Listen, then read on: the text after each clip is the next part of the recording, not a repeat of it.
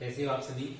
तो अपनी बहुपद का जो अगला पार्ट है वो अपने पास बनने जा रहा है। अभी बहुपद के इस पार्ट को स्टार्ट करने से पहले आज वाले पार्ट में अपने को पढ़ना है अपने को दूसरी विधि, यानी कि बहुपद के शून्यक और समीकरण के मूल निकालने की दूसरी जो विधि है। कौन सी विधि? पूर्ण वर्ग विधि। अपने पास एक विधि है पूर्ण वर्ग विधि। इस पूर्ण वर्ग विधि को अपन ने पढ़ना है आज की। पूर्ण वर्ग विधि से बहुपद के शून्यक और समीकरण के मूल कैसे निकाल जाते हैं। उससे पहले मेरे पास एक बच्चे का कमेंट आया था, कमेंट नहीं मेरे पास एक मैसेज आया था। उस मैसेज में उस बच्चे ने बोला था कि सर आपने जो 11 सर्वसमीकरण दिखाई थी उनमें से जो आखिरी की दो है उनको कैसे अपन सोल्व करेंगे, उनको कैसे सिद्ध करेंगे कि इसका मान इसके बराबर है, यानी एलएचएस आरएचएस के क्या है बराबर है। तो सबसे पहले अपन वो सीखेंगे कि 10वीं और 11वीं जो सर्वसमीका है वो कैसे बनी। तो बात करते हैं अपन 10वीं सर्वसमीका की। अपने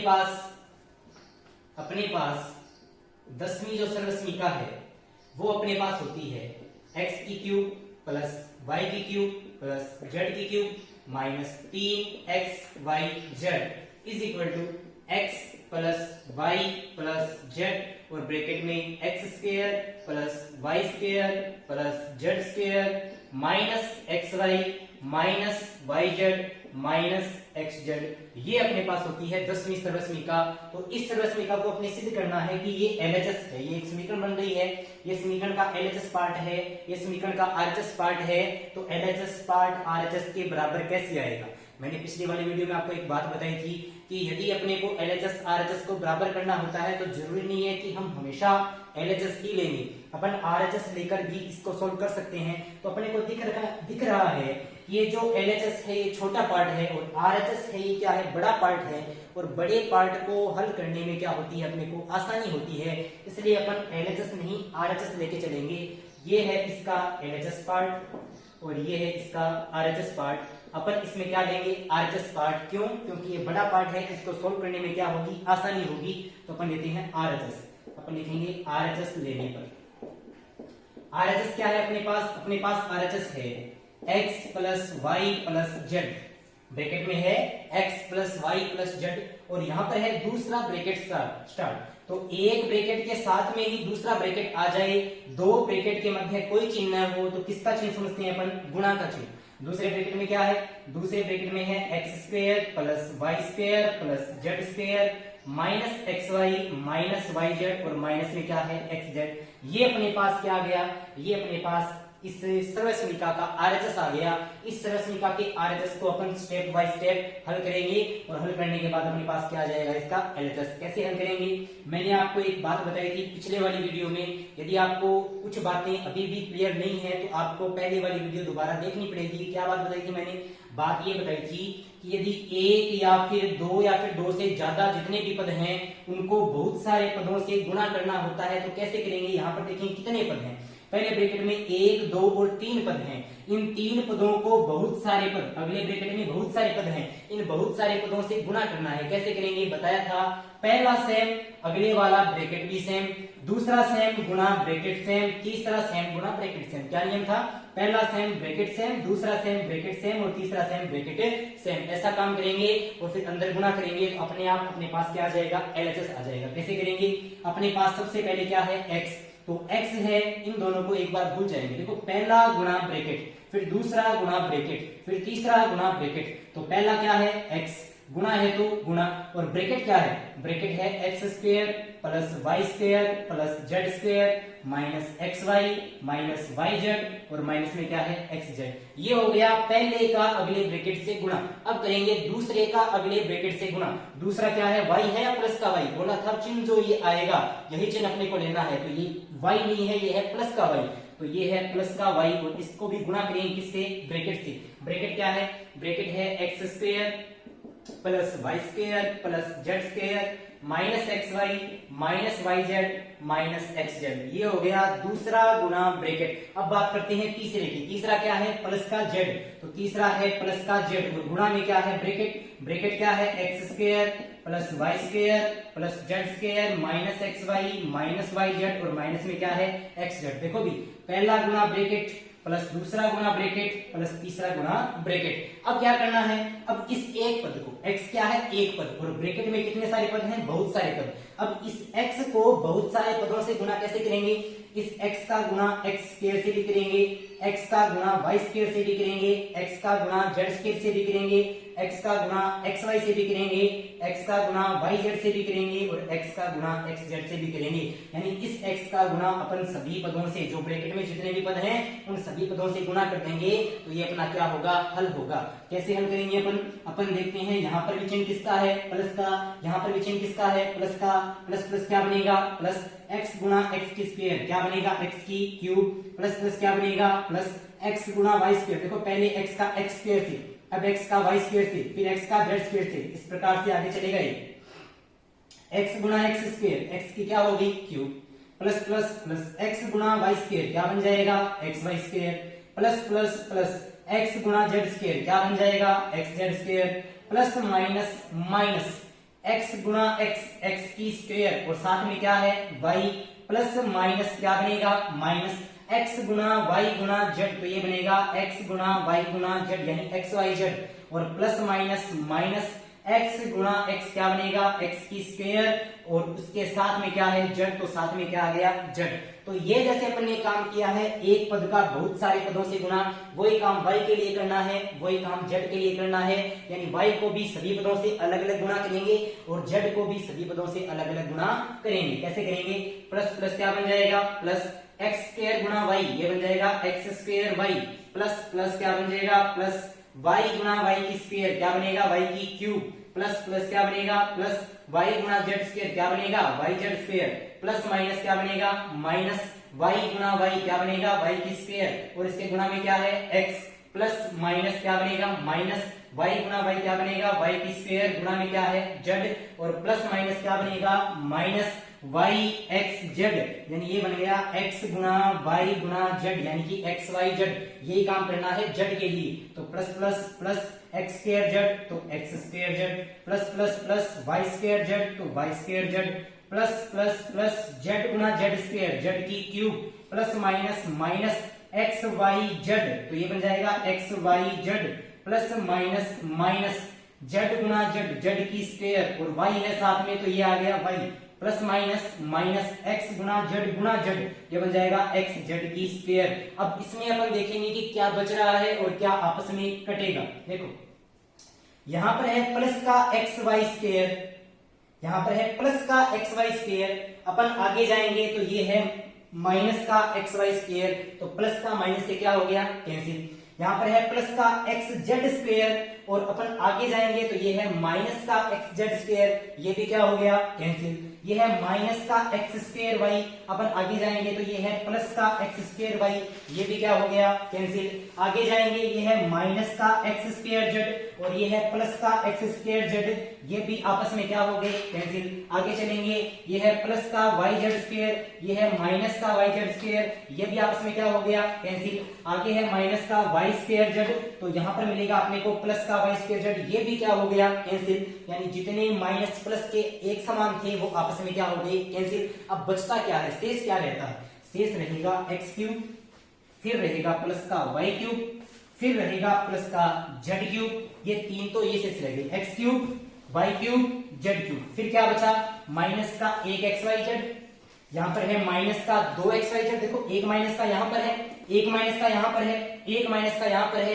तो माइनस का एक एक्स वाई जेड, माइनस का एक और एक्स वाई जेड और माइनस का एक और एक्स वाई जेड, तो ये बन जाएंगे माइनस के तीन एक्स वाई जेड और साथ में क्या बचा था, एक्स की क्यूब बचा था, वाई की क्यूब बचा था और साथ में क्या बचा था, जेड की क्यूब बचा था।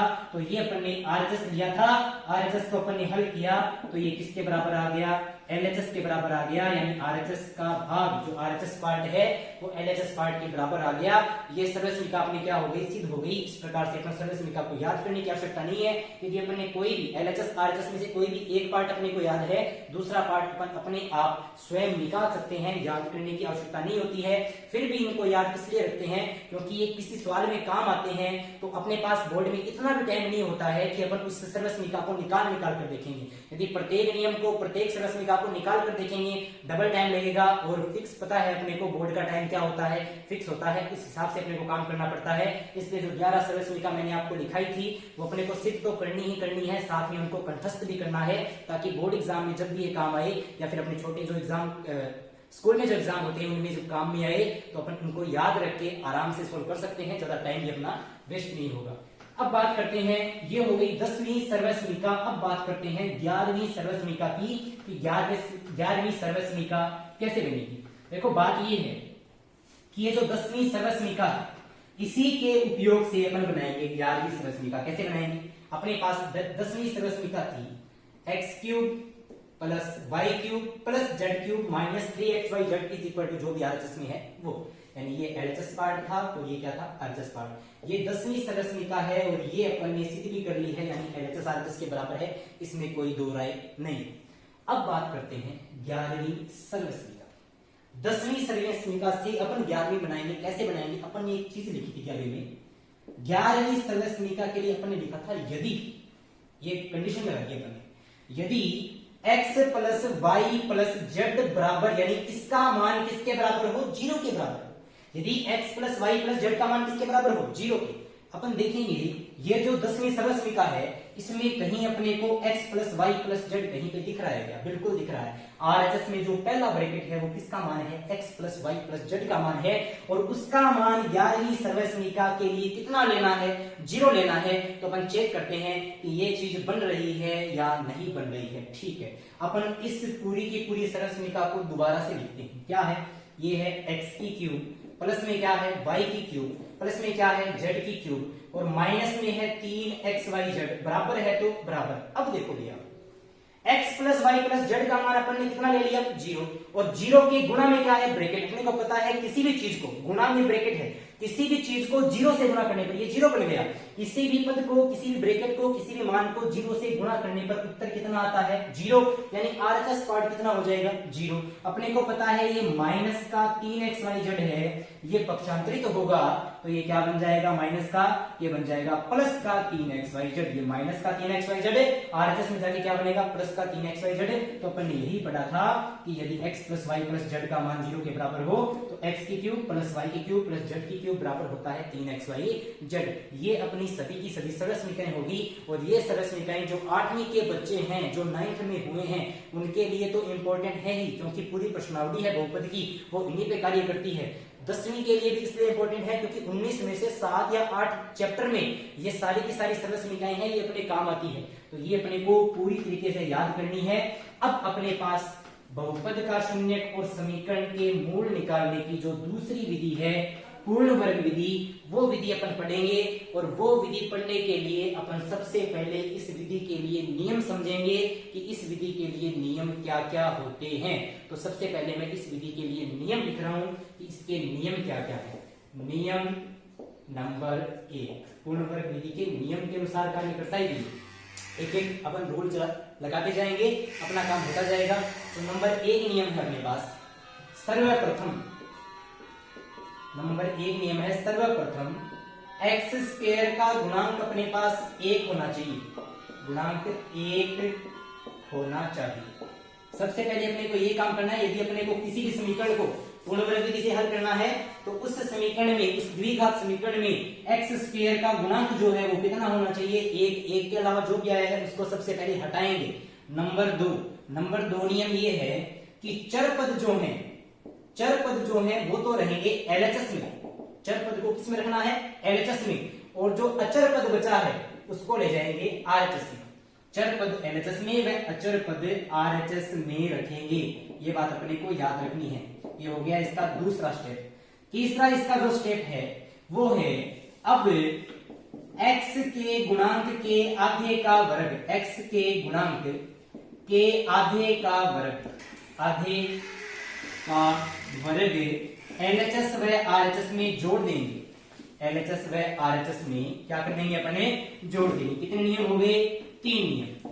पहला नियम क्या कहता है, पहला नियम अपने को कहता है, हाँ तो पहला नियम क्या है, पहला नियम है सबसे पहले एक्स स्क्वायर का गुणांक कितना होना चाहिए, 1 होना चाहिए। 1 के अलावा कोई भी आया है, 2 आया है, 3 आया है, 4 आया है, उसको अपन भाग देकर, उसी का भाग देकर अपन उसको क्या करेंगे, वहां से हटाएंगे। उसके बाद में क्या करेंगे, चर पद जितने भी हैं, चर पद मतलब x y z जो भी हैं, वो अपन किस में रखेंगे, एलएचएस में, और अचर पद जो आएगा उसको किस में ले जाएंगे, आरएचएस में। तीसरा नियम क्या कहता है, अब x के गुणांक यानी x का गुणांक क्या होता है, जो x के गुणा में कोई मान, कोई पद, कोई संख्या लगी हुई होती है उसको x का गुणांक कहते हैं अपन। तो अब x के गुणांक के आधे का वर्ग यानी x का जो गुणांक है उसका आधा करेंगे, फिर उसका वर्ग करेंगे, स्क्वायर करेंगे, और उसको एलएचएस और आरएचएस दोनों में क्या कर देंगे, जोड़ देंगे।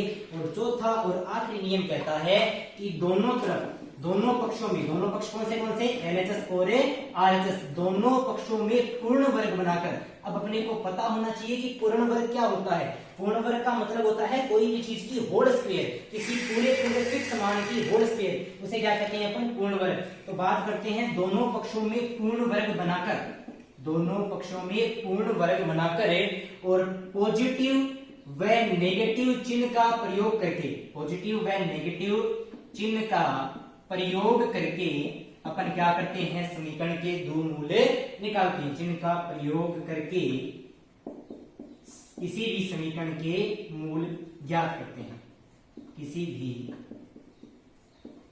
समीकरण के मूल ज्ञात करते हैं, ज्ञात करते हैं। ये अपने पास चार के आगे नियम आ गए। पहला नियम, एक्स स्क्वायर का गुणांक सदैव कितना होना चाहिए, एक। यदि अपने को पूर्ण वर्ग विधि से हल करना है तो एक्स स्क्वायर का गुणांक जो भी है उसको हटाएंगे, वहां पर कितना लेके आएंगे, एक। दूसरा नियम क्या कहता है, चर पद एलएचएस, अचर पद आरएचएस। तीसरा नियम कहता है एक्स के गुणांक का आधा करेंगे, उसका स्क्वायर करेंगे, एलएचएस आरएचएस में क्या कर देंगे, जोड़ देंगे। चौथा नियम कहता है दोनों पक्षों में पूर्ण वर्ग बनाकर पॉजिटिव और नेगेटिव दोनों पक्ष एलएचएस आरएचएस में दोनों को बनाएंगे होल स्क्वायर, स्क्वायर बनाएंगे तो स्क्वायर हटाएंगे, एलएचएस से स्क्वायर हटाएंगे तो आरएचएस में बनेगा रूट, और रूट के बाहर चिन्ह लेने हैं प्लस और माइनस के। तो एक बार पॉजिटिव का यूज करेंगे, एक बार नेगेटिव का यूज करेंगे, अपने पास कितने मूल आ जाएंगे, अपने पास समीकरण के दो मूल या फिर बहुपद के दो शून्य अपने को प्राप्त हो जाएंगे। किस प्रकार से, अपन एक एग्जांपल लेकर चर्चा करते हैं। अपन ने एक एग्जांपल ले लिया, अपने पास एक एग्जांपल है, एग्जांपल अपने पास है 2x², कितना है, 2x² माइनस 2x और माइनस में है 4, 2x² माइनस 2x माइनस 4 और बराबर में है 0।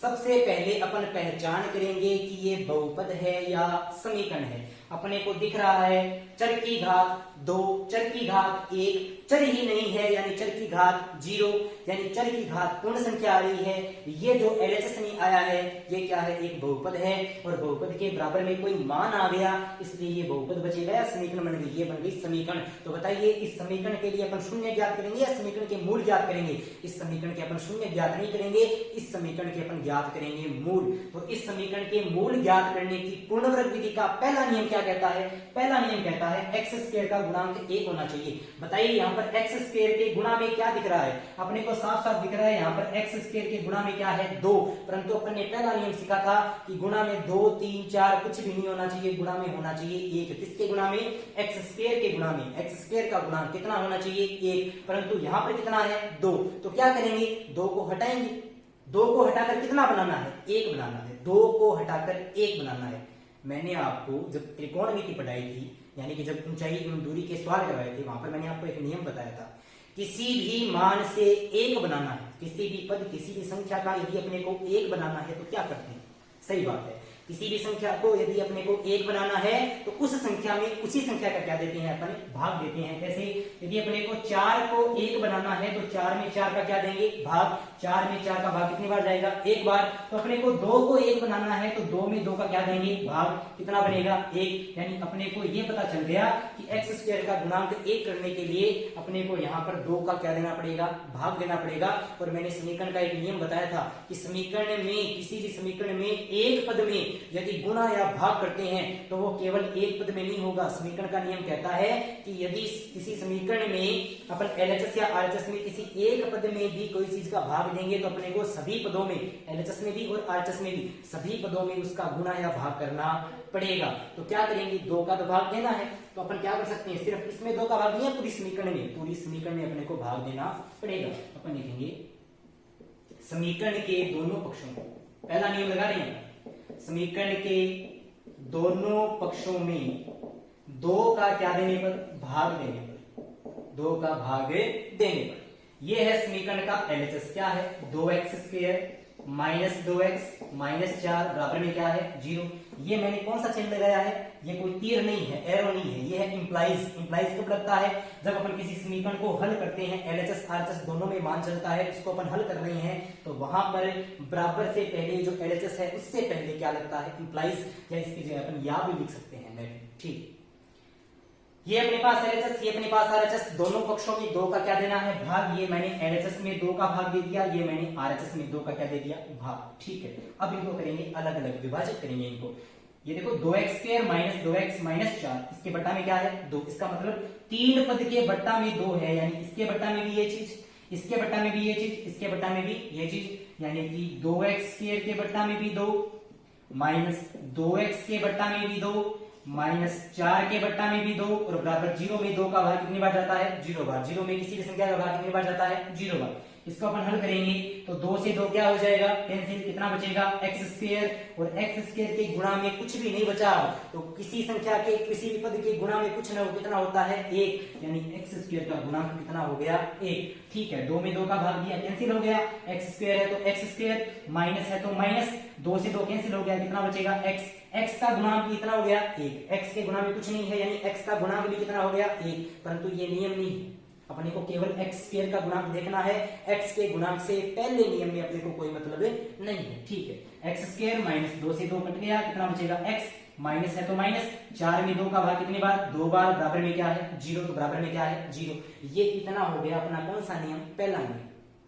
दूसरा नियम क्या कहता है, दूसरा नियम कहता है चर पद LHS में और अचर पद है उसको किस में ले जाएंगे RHS में। अपने को दिख रहा है ये x है यानी चर पद है, ये भी x है चर पद है, परंतु 2 क्या है संख्या है अचर पद है, तो क्या करेंगे ये जो दोनों चर पद है ये तो रहेंगे LHS में, और ये जो अचर पद है ये क्या जाएगा RHS में। कैसे होगा, ये बनेगा x² है तो x², माइनस है तो माइनस, x है तो x, ये माइनस का 2 RHS में जाकर क्या बनेगा प्लस का 2, चर पद LHS में अचर पद क्या आ गया RHS में। ठीक है, ये हो गया अपना कौन सा नियम, दूसरा नियम।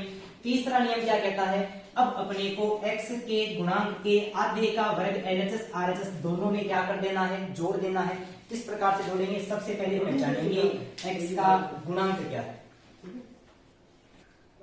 अब क्या करना है, अपने को करना है कि x के गुणांक के आधे का वर्ग LHS RHS में क्या करना है जोड़ना है। x का गुणांक अपने को दिख रहा है x के गुणा में कुछ भी नहीं है, तो किसी भी पद के गुणा में कुछ भी ना हो कितना होता है 1, यानी x का गुणांक कितना है 1। अब x का गुणांक चाहिए, x के गुणांक का आधा चाहिए, अपने को चाहिए x के गुणांक का आधा, तो 1 का आधा कितना होता है 1/2। देखो x का गुणांक 1 है, इसका आधा करेंगे 1/2, और आधे का भी क्या करना है, आधा नहीं करना है, आधे का भी वर्ग करना है, तो 1/2 का क्या कर देंगे स्क्वायर, और इसको LHS RHS दोनों में क्या कर देंगे अपने जोड़ देंगे। क्या लिखेंगे अपन लिखेंगे समीकरण के दोनों पक्षों में, समीकरण के दोनों पक्षों में 1/2 की होल स्क्वायर, x के गुणांक के आधे का वर्ग, चिन्ह नहीं देखना अपने को, x का गुणांक कितना है 1 का आधा और उसका वर्ग दोनों पक्षों में क्या कर देंगे जोड़ देंगे। तो समीकरण के दोनों पक्षों में 1/2 की होल स्क्वायर क्या करने पर जोड़ने पर अब क्या करेंगे, इंप्लाइज है तो इंप्लाइज, x² है तो x², माइनस में x है तो माइनस में x, ये तो LHS है, और बराबर है तो बराबर, 2 है तो 2, ये क्या है RHS। LHS RHS दोनों में 1/2 की होल स्क्वायर क्या कर देंगे अपन जोड़ देंगे, यानी 1/2 की होल स्क्वायर तो LHS में जोड़ दी और 1/2 की होल स्क्वायर क्या कर दी अपन ने RHS में जोड़ दी। अब क्या करना है, अब अपने को LHS और RHS दोनों तरफ क्या बनाना है होल स्क्वायर। देखो LHS का होल स्क्वायर बनाने का एक सिंपल सा फॉर्मूला, सिंपल सा नियम है, वो नियम अपने को याद रखना है। कैसे, ये अपने पास LHS है, इस LHS में अपने को बनानी है होल स्क्वायर। सिंपल सी ट्रिक है, आप याद रखें। आप एक काम करना है, आपको ये जो स्क्वायर वाले पद है, अपने को बीच वाला पद एक बार नहीं देखना, अपने को देखनी है स्क्वायर वाले पद। यहाँ पर स्क्वायर किसके है x पर, तो क्या लिख दिया x, स्क्वायर वाले पद ही देखने हैं, बीच वाला पद एक बार नहीं देखना। इसकी होल स्क्वायर बनाने के लिए, LHS की होल स्क्वायर बनाने के लिए, तो स्क्वायर अपन ने छोड़ दी, क्या बचेगा x, स्क्वायर अपन ने छोड़ दी, क्या बचेगा 1/2। ये पहला पद देख लिया, ये अंतिम पद देख लिया। बीच वाले पद से अपने को मान नहीं देखना है, बीच वाले पद का अपने को चिन्ह देखना है। तो पहले पद का चिन्ह क्या है प्लस, अपने को इससे कोई मतलब नहीं है। अंतिम वाले पद का चिन्ह क्या है प्लस, अपने को इससे भी कोई मतलब नहीं है, परंतु बीच वाले पद का चिन्ह क्या है माइनस। वो अपन इसके बीच में लगा देंगे माइनस और इस ब्रैकेट के ऊपर लगा देंगे होल स्क्वायर। बताओ पूर्ण वर्ग बना नहीं बना? होल स्क्वायर का मतलब पूर्ण वर्ग होता है, ये इसकी बन गई होल स्क्वायर, ये बना दिया अपन ने पूर्ण वर्ग। क्या ठीक थी? स्क्वायर वाले पद हैं उनमें स्क्वायर छोड़ देंगे, बाकी जो बचेगा वो ले लेंगे और बीच वाले पद का चिन्ह बीच में लिख देंगे, ऊपर लगा देंगे होल स्क्वायर। ये इसकी ट्रिक बन गई। बराबर है तो बराबर, दो है तो दो, दो के बट्टा में कुछ नहीं है, बट्टा में लिख सकते हैं एक। किसी भी मान के बट्टा में कुछ नहीं हो, बट्टा में क्या लिख सकते हैं? एक। प्लस है तो प्लस, एक की स्क्वायर एक, दो की स्क्वायर कितनी हो जाएगी? 4। अब इस RHS को क्या करेंगे? हल करेंगे। उससे पहले एक बात और, अब बच्चों जब आप ये वीडियो देखोगे तो आपके दिमाग में एक बात आएगी, सर आपने ट्रिक तो बता दी कि इस चीज से ऐसे बन गया, ये अपन ने रट ली, पर सर समझ में नहीं आई कैसे हो गया। यहाँ पर 3 पद थे, यहाँ पर 2 ही पद आए हैं, ऊपर होल स्क्वायर, ये कैसे हो गया? चलो चेक करते हैं कैसे हो गया। मैं नीचे वाला पद लेता हूं। नीचे वाला पद क्या है? x माइनस 1/2 की होल स्क्वायर। अपने पास है x माइनस 1/2 की होल स्क्वायर बराबर। बेटा अपन ने एक सरलसमीका पढ़ी थी, सरलसमीका नंबर 2। कल वाली वीडियो में अपन ने एक सरलसमीका पढ़ी थी, आपको पिछली वाली वीडियो इस टॉपिक को समझने के लिए देखनी पड़ेगी। तो उसमें अपन ने क्या पढ़ा था? उसमें अपन ने एक सरलसमीका पढ़ी थी, सरलसमीका नंबर 2, x माइनस वाई की होल स्क्वायर। इसका फॉर्मूला क्या होता है? इसका फॉर्मूला होता है x square plus y square minus 2xy। देखो बेटा इसको मैंने x मान लिया, इसको मैंने y मान लिया, तो x माइनस वाई की होल स्क्वायर क्या होता है? x square plus y square minus 2xy। इसको अपन हल करेंगे तो x स्क्वायर तो x स्क्वायर, माइनस है तो माइनस, 2 से 2 कैंसिल, x गुना 1, किसी पद को 1 से गुणा करने पर वही आता है, तो x गुना 1 क्या बनेगा? x, और प्लस का है 1/2 की होल स्क्वायर, तो प्लस का क्या है? 1/2 की होल स्क्वायर। अपन चेक करेंगे कि ये चीज और ये चीज सेम है या अलग अलग है। बिल्कुल सेम है। देखो इसको अपन ने ऐसे लिखा है, इसको हल करेंगे तो फिर से यही बनेगा, अंतर कोई भी नहीं होगा, इसलिए इसको इस प्रकार से लिखा है। Doubt clear? अब बात करते हैं आगे की कि अब इसको आगे हल कैसे करेंगे। बात ये आ गई कि अपने पास यहां तक आ गया, अपन ने LHS को पूर्ण वर्ग बना लिया, LHS को अपन ने क्या बना लिया? पूर्ण वर्ग बना लिया। अब अपने को किसको बनाना है? अब अपने को RHS को बनाना है पूर्ण वर्ग। ठीक है, हल करेंगे इसको। कैसे बनेगा? अपन LHS जैसे आया है वैसे का वैसे लिखेंगे। LHS क्या आया है? x माइनस 1/2 की होल स्क्वायर, ये आ गया x माइनस 1/2 की होल स्क्वायर बराबर है तो बराबर 1 और 4 का, देखो अंश बटा हर की जोड़ या बाकी ओवर का क्या लेते हैं? लघुत्तम। 1 और 4 का लघुत्तम कितना आएगा? 1 और 4 का लघुत्तम आएगा 4। अब 4 में 1 का भाग देंगे, कितनी बार जाएगा? 4 बार। उस 4 को 2 से गुणा करेंगे, 4 दूना 8, प्लस है तो प्लस 4 में 4 का भाग कितनी बार जाएगा? 1 बार। 1 1 का 1, 8 और 1 कितना बन गया? 8 और 1 बन गया 9। 8 और 1 कितना बन गया? 9। बट्टा में क्या है? 4। LHS क्या चल रहा है अपना? x माइनस 1/2 की होल स्क्वायर, ये बन गया 9/4। अपन 9/4 को क्या लिख सकते हैं? अपन लिख सकते हैं 9/4 को 3/2 की होल स्क्वायर। क्यों लिख सकते हैं? 3 की स्क्वायर क्या होती है? 9, 2 की स्क्वायर क्या होती है? 4, 3/2 की होल स्क्वायर को हल करेंगे क्या आएगा? 9/4। बताओ LHS RHS दोनों में होल स्क्वायर बना या नहीं बना? बन गया। यानी अपने पास अपन ने पहला नियम लगा लिया, दूसरा नियम लगा लिया और अपन ने तीसरा नियम भी लगा लिया, चौथा नियम भी अपन लगा चुके हैं। अब अपने को क्या करना है? अब अपने को पॉजिटिव चिन्ह और नेगेटिव चिन्ह का प्रयोग करके केवल क्या याद करनी है? मूल। अपन ने आधे से ज्यादा काम कर लिया है, अब अपने छोटा सा काम रहा है, 2 स्थितियों का प्रयोग करना है। कैसे करेंगे? मेरे हिसाब से आपने ये सभी नियम लिख लिए होंगे, मैं एक बार इनको इरेज कर रहा हूं।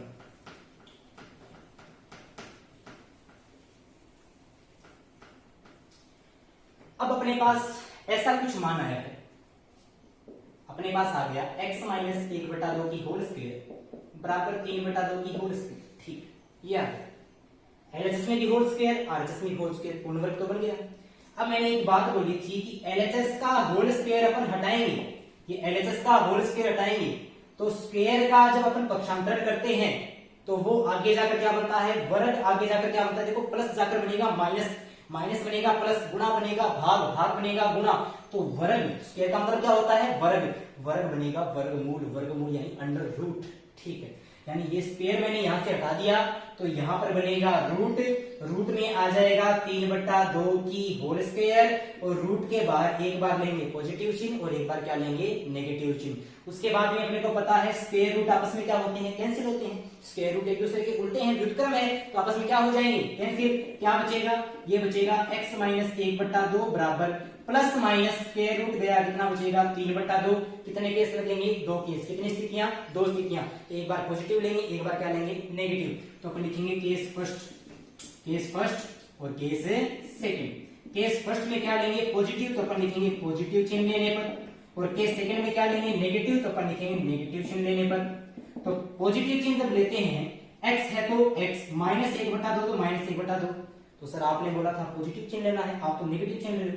बेटा ध्यान रखना है, प्लस माइनस पॉजिटिव नेगेटिव एक साथ जहां पर है वहीं पर अपने को ध्यान रखना है कि पॉजिटिव लेना है या नेगेटिव। उससे पहले आरएचएस में जो भी है, चाहे पॉजिटिव हो चाहे नेगेटिव, अपने को सेम टू सेम रखना है। तो एलएचएस सेम टू सेम बराबर है तो बराबर, पॉजिटिव लेना है तो लेंगे प्लस का 3/2। और बात करते हैं केस सेकंड की, तो एलएचएस रहेगा सेम टू सेम, बराबर है तो बराबर, आरएचएस क्या लेंगे, नेगेटिव। इस पर नेगेटिव लेना है तो ये बनेगा माइनस का 3/2। इसको हल करेंगे तो x है तो x, माइनस का 1/2, इधर जाकर क्या बनेगा, प्लस का 1/2। 3 और 1 कितना बन जाएगा, 4, 4/2। 4 में 2 का भाग कितनी बार जाता है, 2 बार। x का मान कितना आ गया, 2। इसकी बात करते हैं, x है तो x बराबर -3/2, ये माइनस का 1/2, इधर जाकर बनेगा प्लस का 1/2। माइनस का 3 प्लस का 1, तो माइनस का 3 है प्लस का 1 है, ये बचेगा माइनस का 2।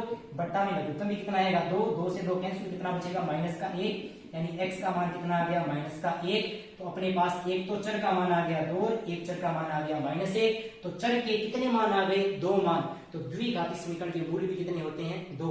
ये जो चर के मान आए हैं ये क्या है, अपने पास द्विघाती समीकरण के मूल हैं।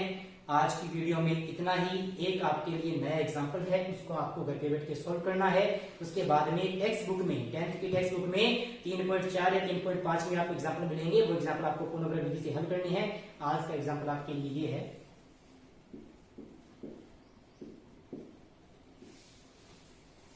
ये मेरे पास एक समीकरण है, इस समीकरण को पूर्ण विधि से हल करना है आपको। और हल करके इसके अगर आपको कुछ समझ में नहीं आया है या सवाल आपको हल नहीं हो रहा है, कुछ दिक्कत आई है आपको, तो कमेंट बॉक्स में बताएंगे। और साथ ही साथ पेरेंट्स, जो मैं हमेशा आपको एक बात बोलता हूं